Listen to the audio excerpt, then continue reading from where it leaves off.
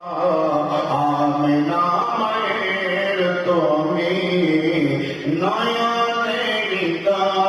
সুবহানাল্লাহ, সুবহানাল্লাহ। নয়নের তারা থেকে জোরে জোরে বলে নামাজ হবে।